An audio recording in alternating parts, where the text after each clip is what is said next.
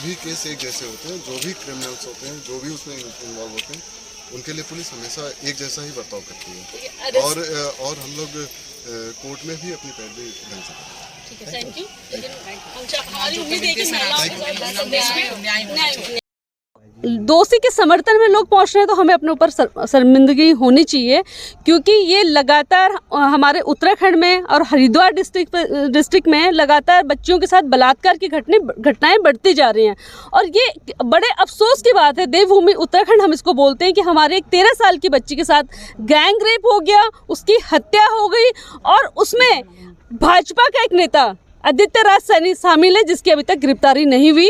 और हम चाहते हैं कि जिन बच्चियों के साथ बलात्कार हो रहे हैं, जिन महिलाओं के साथ बलात्कार हो रहे हैं, पिछले 1 साल 11 महीने में उत्तराखंड में 1552 बलात्कार की घटनाएं हमारी बहनों के साथ, हमारी बेटियों के साथ हुई, उनको सख्त से सख्त सजा ये सरकार दे, ये प्रशासन दे, और उनको फांसी की सजा दी जाए। कल पुलिस ने इसका खुलासा भी किया है, उस पर क्या कुछ कहेंगे? देखिए, पुलिस ने जो कल खुलासा किया, हमने भी वो देखा, 6 आरोपियों को गिरफ्तार किया। हमारी मांग लगातार ये है कि पुलिस अपना काम कर रही है, लेकिन अंकिता भंडारी वाले मामले भी गिरफ्तारी हुए 2.5 साल हो गए, लेकिन आज तक हत्यारों को सजा नहीं है।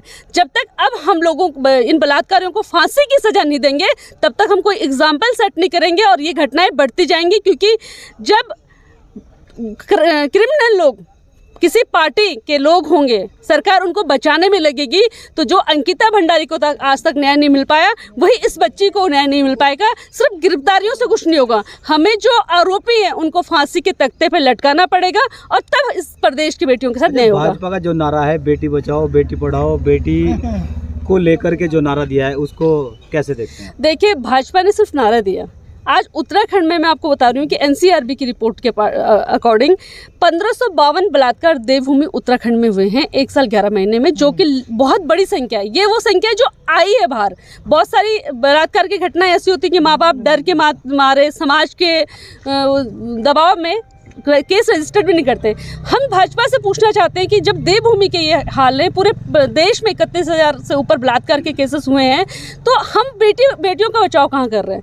बेटी बचाओ बेटी पढ़ाओ सिर्फ एक नारा बन के रह गया, और आज हमारी मासूम बच्चियाँ, कभी 6 साल की बच्ची के साथ गैंग रेप हो जा रहा है, कभी 13 साल की बच्ची के साथ हो जा रहा है, कभी 18 साल की महिला के साथ हो जा रहा है, कभी 65 वर्षीय बुजुर्ग महिला के साथ रेप हो जा रहा है। इन घटनाओं पर आप लगाम लगाइए।